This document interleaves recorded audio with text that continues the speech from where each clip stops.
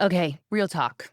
You know how we all come back from Christmas break completely fired up, like ready to plan the hell out of Q1?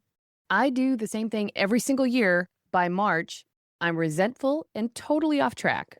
Hang with me and I'll tell you why. Hey, hey, hey, welcome to She's That Founder, Thursday edition. These are the quick rants, kick in the pants, velvet boot moments that represent me standing in the future, pulling you towards the even stronger, better, more powerful leader that you are with AI as your co-pilot. So here's what I want you to picture for a second. It's December 31st. You're holding a beautiful glass of champagne. There's that warm, slightly buzzed end of year hum where everyone's laughing a little louder because work is actually done. And someone taps their glass, and suddenly everyone's looking at you.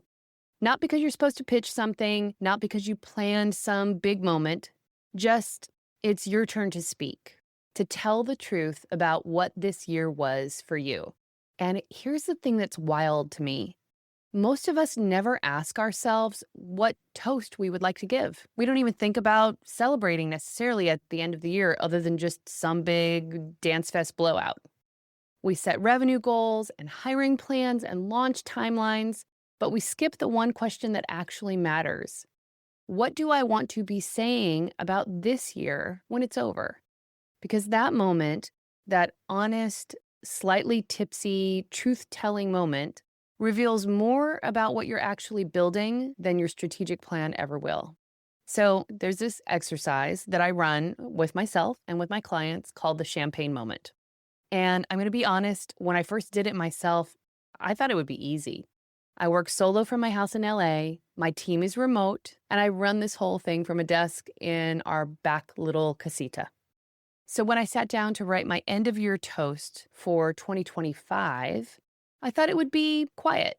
Just me, maybe the boys, a nice dinner. But when I actually let myself picture it, I started typing names I hadn't even consciously thought about in some time. Clients who'd become real friends, a book publisher I hadn't even approached yet, collaborators I was looking forward to working with, but I'd never met in person, but who somehow became part of the architecture of my business. I was shocked by how full that imaginary champagne toast room was. And what really got me? I wasn't talking about revenue. I wasn't listing accomplishments like some LinkedIn humble brag. I was talking about what it felt like to run my business that year from 2024 to 2025. What I'd learned, what I'd let go of, who I'd become. And that's when I realized this isn't like a written vision board moment. This is your roadmap. This is your intentional roadmap. This is the story you want to tell at the end of the year that will tell you everything about what to actually do during the year. Here's how it works. You imagine December 31st and you write the toast you'd give when the year is over. Not that LinkedIn version, the real one, like the real vulnerable one, the one where you've had a glass and a half and you're telling the truth. And I know you're probably thinking this sounds like nonsense.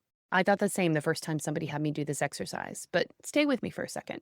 This story that you're writing is for you alone.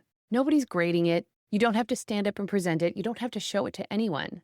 Just write what you would actually say. And as you're writing, ask yourself, who's in the room with you? Who helped make this year work? And I don't just mean your team, I mean everyone. Was there a client that referred someone? Was there a friend who talked you off the ledge somewhere in the middle of the year? Was there a competitor who gave you that one piece of advice that changed everything? And then what did you actually accomplish? What real numbers do you want to claim? Real milestones, real decisions that changed everything. Not what you hope to accomplish, what you did accomplish. And yes, I get that this is an imaginary exercise, but I want you to stand fully in that future moment and claim it. What did you accomplish? What new skills did you build? And here's the important part. What did you let go of? What did you stop doing? Because sometimes the biggest wins are what you let go of. Where did you struggle? And what are you proud of because it was hard? A lot of us skip that part too. We plan like everything is going to be smooth and go perfectly, but your toast at the end of the year, that's where you tell the truth about what it actually took. Okay, so you have the exercise, but let me tell you what happens to me every year when I don't do this exercise. I come back from my Christmas break. I've had a few weeks to rest. My brain is buzzing with possibility. I have ideas for new offers, new workshops, new talks, a whole content series, maybe a book or two, definitely some kind of community thing. Like the potential and desire for world domination is off the charts.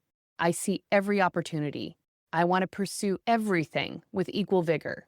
And then, by March, I am resentful or burned out or so off track and so scattered in my focus.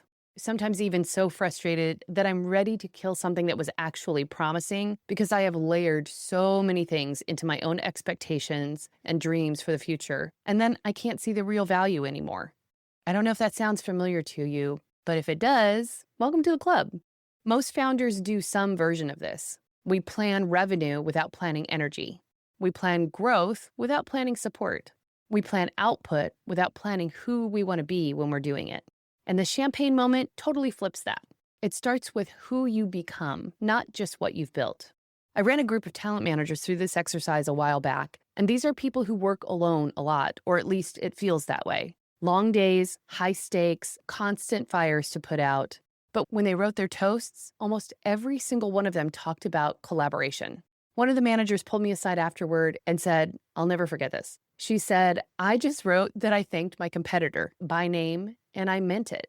She realized how much of her best wins that year came from cross-collaboration. Not just inside her own company, but with producers, directors, other managers, the talent themselves. What felt like a lonely grind before she started the exercise was actually a deeply interconnected story that she told. For her, that shifted everything. It changed who she reached out to and how she did it and who she was being when she did it. It changed what partnerships she prioritized and how she thought about business development moving forward. Because she finally saw the real structure of her success, not the imaginary version where she did it all alone. So why now? Why am I asking you to create your champagne moment now? Because truthfully, you could create it at any point during the year. But to me, this exercise feels especially urgent as we start 2026. We're walking into the year with so much noise. Political chaos, AI changing everything overnight, economic uncertainty, and everyone, from your mom to your best friend to your clients to your business partners to TikTok, everyone's got an opinion about what you should be doing. And it is so easy to get distracted and swept up by what everybody else is chasing, or to reactively plan around fear. But when you take 10 quiet minutes and write the toast you want to give when this year is over, when you let yourself picture a joyful, satisfying celebration, everything shifts. What you choose to do and not do, who you spend time with, where you put your creative, vibrant energy, how you show up. You create a positive force to live into, not a defensive one. So, Lovey, here's what I want you to do this week. 10 minutes, that's it. Write the toast you'd give on December 31st when the year you actually wanted to create is over. Don't edit it. Don't make it pretty. Don't share it with anyone, unless you want to. Just write what you'd say when you're a little buzzed and telling the truth. Because that story, that's your roadmap. Everything else is just tactics. You don't need a louder plan, a complicated plan. You just need a truer one driven by joy. And that starts with the toast you haven't written yet. Have fun writing, Lovey. I'll see you next time.